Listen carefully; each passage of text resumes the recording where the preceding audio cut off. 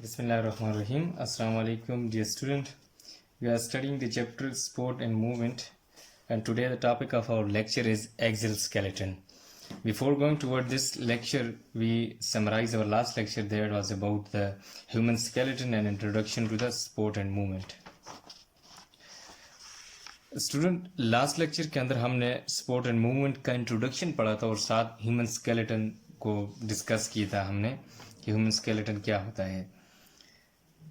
You may have seen invertebrate, the earthworm generally found in soil, why crawl on the ground while moves slowly, why it cannot stand erect like human and other mammals.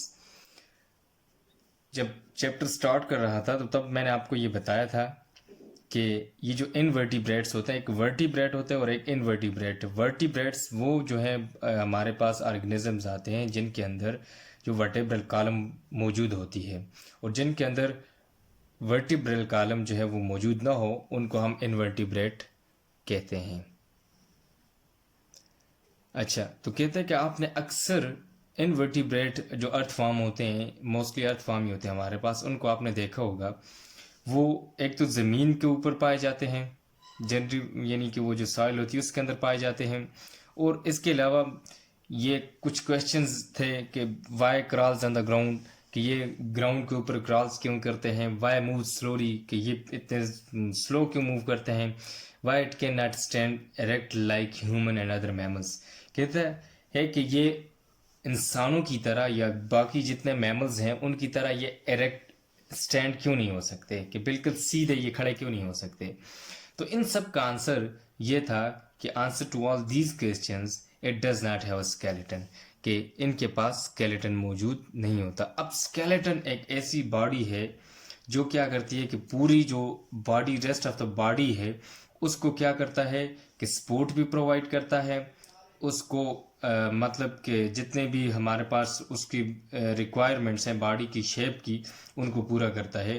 क्योंकि जिस तरह मैंने आपको pillars की example दी थी कि आप कोई घर बना रहे हैं तो उनके अंदर जो पिलर्स रखते हैं या वो जो आयरन यूज़ करते हैं वो एक स्केलेटन के तौर पे काम करता है. उसकी वजह से फिर जो आपका हाउस होता है उसकी एक प्रॉपर शेप होती है. अगर वो ना हो, ना उसकी शेप होगी, ना वो इतना मजबूत होगा और ना वो सीधा खड़ा हो सकेगा, क्योंकि उसके ऊपर इतना वज़न होगा तो उसको सपोर्ट करने के लिए किसी चीज़ की ज़रूरत होगी.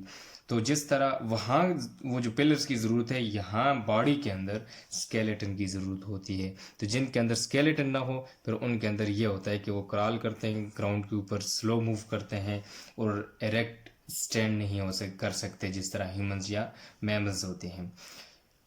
अच्छा, फिर which can support it to stand erect and move faster. कहते हैं कि जो स्केलेटन है ये एक तो सपोर्ट करता है और दूसरा कोई भी बॉडी है उसको इरेक्ट स्टैंड करने में हेल्प करता है, और इसके अलावा उसको फास्ट मूव करने में हेल्प करता है.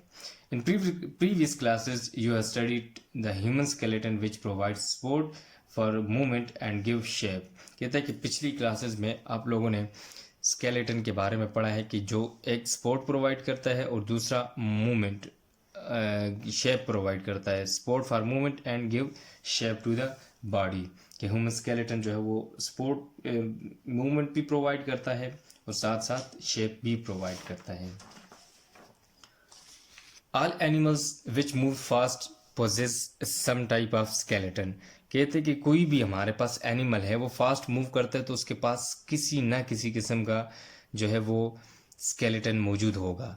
फॉर एग्जांपल जैसे लोकोमोशन है, फ्री मूवमेंट जो होती है उसको हम लोकोमोशन बोलते हैं. Is life characteristics of living organisms, कि जिस तरह एक लोकोमोशन, कोई भी बॉडी जिस तरह हम लोकोमोशन करते हैं एक जगह से दूसरी जगह मूव करते हैं तो इसको लोकोमोशन बोलते हैं. फ्री मूवमेंट होती है हमारी. तो ये एक लाइफ कैरेक्टरिस्टिक्स है लिविंग ऑर्गेनिजम्स का, जिस तरह एनिमल्स हैं उनका. फिर it enable them to utilize the environment in a best possible way and to save from predator and environmental factors. और इसके अलावा ये बताया था आपको जो स्केलेटन होता है वो कोई जितने भी एनिमल्स हैं उनको सेव करता है प्रीडेटर से और इसके अलावा इन्वायरमेंटल फैक्टर से, और इसके अलावा जितने भी इन्वायरमेंट को बेस्ट यूटिलाइज करने में जो उसको हेल्प करता है ताकि वो बेस्ट पॉसिबल वे के अंदर उसको यूटिलाइज कर सके. For all movements skeleton plays a basic role. जितनी भी मूवमेंट्स होती हैं हमारे पास उनके अंदर ये जो स्केलेटन है ये एक खास रोल इम्पोर्टेंट जो रोल प्ले करता है वो बड़ा इम्पोर्टेंट रोल प्ले करता है। ह्यूमन स्केलेटन, अब आ जाते हैं ह्यूमन स्केलेटन की तरफ। पहले इसकी डिफिनेशन देखते हैं। The framework of hard structures that provide physical support and protection for the bodies of animals. कहते हैं कि हमारे पास ये जो ह्यूमन स्केलेटन है ये एक फ्रेमवर्क है किस चीज़ का? Hard structures that provide physical support. Physical support भी प्रोवाइड करता है, इसके अलावा प्रोटेक्शन भी for the bodies of animals. जितने भी एनिमल्स हैं, हम भी एनिमल्स के किंगडम के अंदर ही आते हैं, तो उनको प्रोटेक्शन प्रोवाइड करना, फिजिकल सपोर्ट प्रोवाइड करना, इसका काम होता है ह्यूमन स्केलेटन का। प्रोवाइड्स हेल्प इन लोकोमोशन, जितनी भी लोकोमोशन होती है उनमें हेल्प प्रोवाइड करना। Like other vertebrates the human skeleton is inside body, कि जिस तरह बाकी जो वर्टिब्रेट्स हैं उनकी तरह ह्यूमन का जो स्केलेटन है वो इनसाइड बॉडी है, तो इस तरह का जो स्केलेटन है उसको हम एंडोस्केलेटन बोलते हैं। फिर टाइप्स मैंने बताई थी स्केलेटन की दो, एक endoskeleton like our body having endoskeleton, ऐसा जो इनसाइड बॉडी हो उसको हम एंडोस्केलेटन बोलते हैं।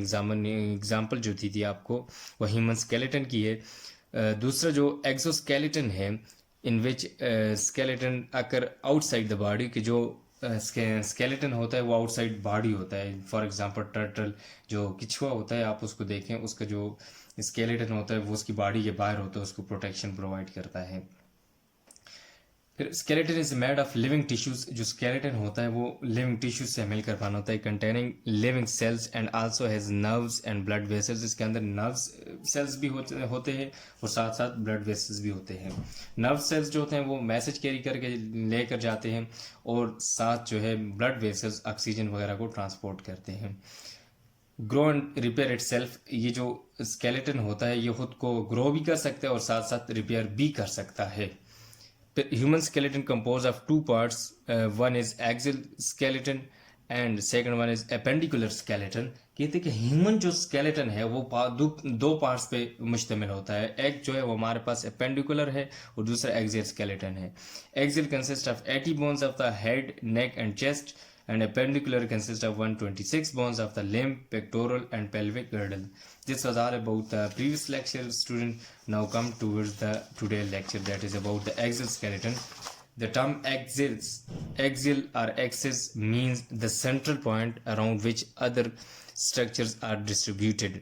कहता है कि जो टर्म axial या axis जो होती है इसका मतलब होता है कि जो सेंट्रल पॉइंट है उसके इर्द गिर्द दूसरी स्ट्रक्चर डिस्ट्रीब्यूट हुई होना। जिस तरह हमारी वर्टेब्रल कॉलम है जो हमारी रीढ़ की हड्डी है, इसके इर्द गिर्द जो है बाकी स्ट्रक्चर डिस्ट्रीब्यूट हुई है, इसको हम एक्सियल स्केलेटन या एक्सिस बोलते हैं। जिसके एक ऐसा पॉइंट जिसके इर्द गिर्द बाकी जो स्ट्रक्चर्स हैं वो डिस्ट्रीब्यूट हुई हों, उसको हम एक्सिस या एक्सियल स्ट्रक्चर बोलते हैं। तो एक्सियल स्केलेटन हमारा वो होता है, axial skeleton lies in the centre of body around which whole body is built.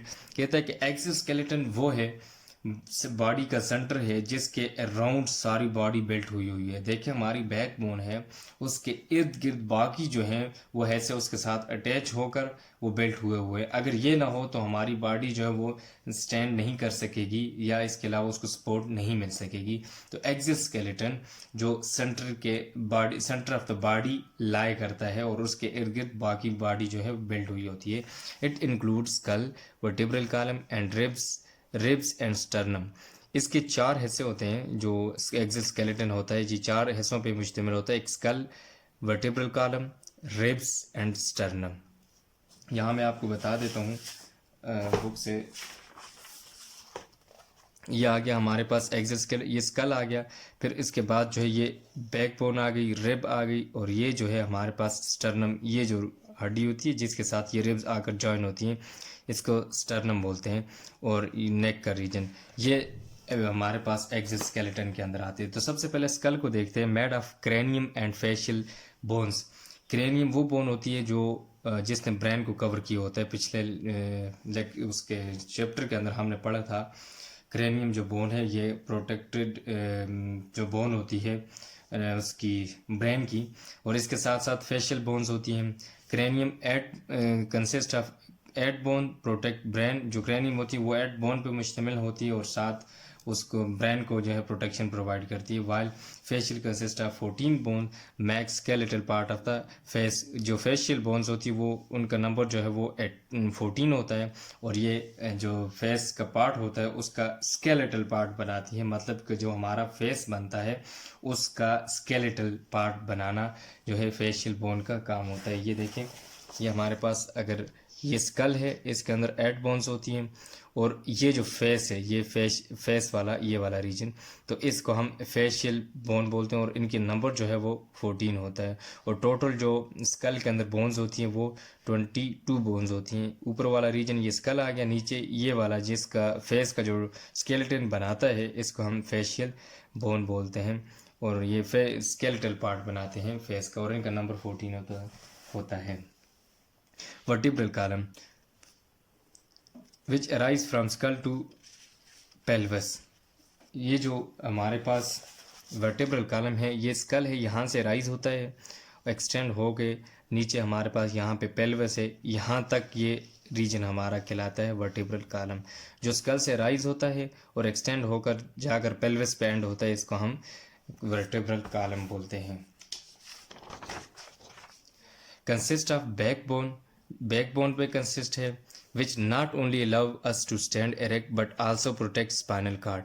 कहते हैं कि जो बैकबोन है वो सिर्फ हमें सीधा खड़े होने में हेल्प नहीं करती बल्कि इसके अलावा ये जो स्पाइनल कार्ड होती है पिछले चैप्टर के अंदर हमने डिस्कस किया था उसको प्रोटेक्शन भी प्रोवाइड करती है। कंसिस्ट ऑफ 33 वर्टिब्रे, ये जो बोन होती है हमारी बैक बोन ये 33 वर्टिब्रे पे मुश्तमिल होती है, कंसिस्ट होती है। ये ब्लैंक्स के अंदर आ सकती है, ये बड़ा इंपॉर्टेंट पॉइंट है कि कितने वर्टिब्रे होती हैं जो बैक बोन होती है, उनका नंबर 33 है। अब देखते हैं कि कौन कौन सी है। Vertebrae are named according to their location in the body. कहते जो वर्टिब्रे है इनको इनकी लोकेशन की बेस पे इनको नाम दिया गया है कि अगर वो नेक के रीजन के अंदर मौजूद हैं तो उसको उसके हिसाब से नाम देंगे, अगर वो चेस्ट के अंदर है या किसी और रीजन के अंदर तो उसको हम उस रीजन के लोकेशन की बेस पे हम उसको नाम देंगे। जिस तरह 7 vertebrae present in neck are called cervical vertebrae, जो नेक रीजन के अंदर मौजूद होती हैं उनका नंबर 7 होता है और उनको हम सर्विकल वर्टेब्री बोलते हैं। 7 vertebrae are present in neck are called cervical vertebrae. ये जो नेक का रीजन है ये वाला इसके अंदर 7 वर्टेब्री होती हैं और जिसको हम सर्विकल वर्टेब्री बोलते हैं। 12 vertebrae are present in chest region are called thoracic vertebrae. इसके अलावा जो 12 वर्टेब्री होती हैं वो हमारे पास चेस्ट रीजन के अंदर मौजूद होती हैं जिनको हम थोरेसिक वर्टेब्री बोलते हैं। 5 vertebrae which lies in the back region are termed as lumbar vertebrae. इसके अलावा जो 5 वर्टेब्री हैं वो बैक रीजन के ऊपर मौजूद होती हैं जिनको लंबर वर्टेब्री बोलते हैं। 9 vertebrae present between lower limbs area are called pelvis vertebrae. इसके अलावा ये जो नीचे हमारे पास ये रीजन आ जाता है, ये बैक साइड आ जाती है और ये जो है नीचे यहाँ तक, इसको हम पेल्विस वर्टेब्री बोलते हैं। ये लोअर लिम्स एरिया आ जाता है हमारे पास और इनको पेल्विस वर्टेब्री बोलते हैं। अच्छा, ये जो पेल्विक वर्टेब्री होती है हमारे पास ये दो तरह के सेट बनाते हैं, एक को हम सैक्रम बोलते हैं और दूसरा जो है उसको कॉक्सिक्स बोलते हैं। Sacrum is form by fusion of interior 5 vertebrae while coccyx is form by fusion of 4 posterior vertebrae. जो सैक्रम होती है ये फ्यूजन हुई होती है 5 इंटीरियर वर्टेब्री जो सामने वाली वर्टेब्री होती है उनकी फ्यूजन से और इसको हम बोलते हैं sacrum. While coccyx is form by the fusion of 4 posterior vertebrae. जो कॉक्सिक्स होती है वो पिछली पोस्टीरियर साइड पे जो वर्टेब्री होती हैं 4 वो जो फ्यूज हुई होती हैं उनको हम कॉक्सिक्स बोलते हैं।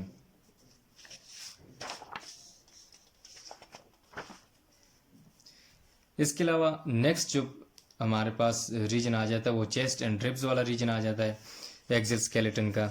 It consist of 12 pairs of ribs in human body. जो चेस्ट रीजन है वो हमारे पास 12 पेयर्स पे मुश्तमिल होता है और रिब्स के 12 पेयर्स पे मुश्तमिल होता है which are attached with on dorsal side with vertebrae, जो अटैच हुआ होता है डॉर्सल साइड से बैकबोन के साथ या वर्टिब्री के साथ। Out of 12, 10 pairs of rib connect anteriorly with chest bone, sternum, either directly or through an arch इसको पढ़ते हैं आर्च। जो 12 टोटल हैं उनमें से 10 पेयर्स जो है रिब्स की वो कनेक्ट हुई होती हैं चेस्ट बोन के साथ, जिसको हम स्टर्नम बोलते हैं। आइदर डायरेक्टली और थ्रू एन आर्च, कहते हैं या तो वो डायरेक्टली उसके साथ अटैच हुई होती है या आर्च इस तरह थोड़ा सा टेढ़े होके, फॉर एग्जांपल इस तरह जो है इस तरह आर्च बनाकर उसके साथ अटैच हुई होती हैं। तो 12 में से 10 जो पेयर्स उसके साथ स्टर्नम के साथ, ये जो बोन है हमारे पास ये वाली, इसको हम स्टर्नम बोलते हैं, ये वाली इसके साथ जो है वो अटैच हुई होती है। Rib cage provide support to the thoracic cavity in which vital organs like the heart, lungs etc are present। कहते जो रिब केज होती है ये एक सपोर्ट प्रोवाइड करता है thoracic cavity की, जिसके अंदर वाइटल ऑर्गन्स जिस तरह लिविंग ऑर्गन्स जो है मौजूद होते हैं, लाइक हार्ट है, लंग्स हैं, ये उसके अंदर मौजूद होते हैं, उनको ये सपोर्ट प्रोवाइड करती है are present. The lower two pairs of ribs are called floating ribs. They do not attach with the sternum।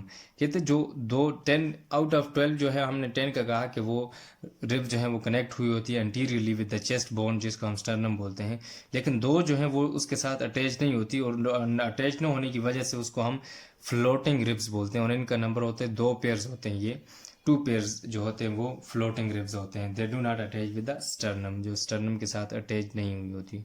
फिर इसके अलावा मिडल एयर बोन जो होती हैं, प्रीवियस चैप्टर के अंदर हमने डिस्कस किया था। Each human air has 3 bones called ossicles. Collectively अगर इनको देखा जाए तो इनको हम ऑसिकल्स बोलते हैं।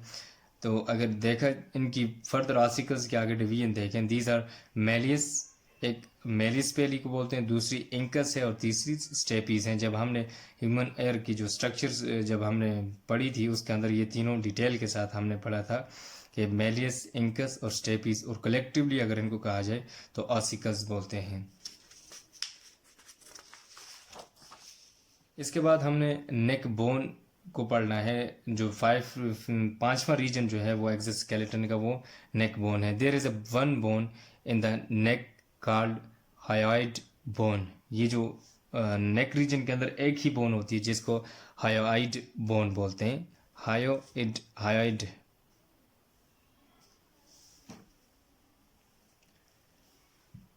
अच्छा, जो 5वां रीजन है एक्सोस्केलेटन का वो हमारे पास नेक बोन का है। There is one bone in the neck called hyoid bone. इसको हायोइड बोन पढ़ते हैं। एक ही बोन होती है जिसको हायोइड बोन बोलते हैं। ये जो नेक रीजन है ये वाला, इसके अंदर एक ही बोन होती है जिसको हायोइड बोन बोलते हैं। Student, this was all about today lecture. Now we summarize our lecture. Student, today we have discussed about the exoskeleton. The term axis means the central point around which other structures are distributed. Exoskeleton lies in the center of floating in the center of body around which whole body is built. Exoskeleton वो होता है जिसके पूरी body जो है वो built हुई होती है। It include skull, vertebral column, ribs and sternum. ये जो है 5 हिस्से जो है उस पर कंसिस्ट होते हैं। स्कल है, वर्टिब्रल कॉलम है, रिब्स है या स्टर्नम, ये सारे उसके हिस्से हैं। पहले हमने स्कल को पढ़ा। Made of cranium and facial bones. Cranium consists of 8 bones protect brain. Facial consists of 14 bone make skeletal part of the face. Vertebral column which arise from skull and end to the pelvis. Consists of backbone which not only allow us to stand erect but also protects spinal cord. It consists of 33 vertebrae. Vertebrae are named according to their location in the body. 7 present in the neck are called cervical vertebrae. 12 present in the chest region are called thoracic vertebrae. 5 which lies in the back region are termed as lumbar vertebrae. 9 present between lower limbs area are called pelvic vertebrae. Pelvic vertebrae make 2 sets, the sacrum and coccyx. The sacrum is formed by the fusion of anterior 5 vertebrae, while coccyx is formed by the fusion of 4 posterior vertebrae. Then we have discussed a chest and ribs. It consists of 12 pairs of ribs in the human body which are attached with on dorsal side with the vertebrae. Out of 12, 10 pairs of ribs connect anteriorly with the chest bone, either directly or through an arch. Rib cage provides support to the thoracic cavity in which vital organs like heart, lungs, etc. are present. The lower two pairs of the ribs are called floating ribs. They do not attach with the sternum. Middle ear. Each human ear has three bones called ossicles.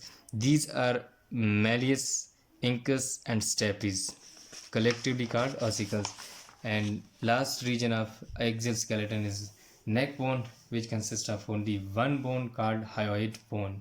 Student, this was all about the today lecture. If you have any query, you may ask, and your home assignment is write a detailed note on axial skeleton. Thanks. Allah Hafiz.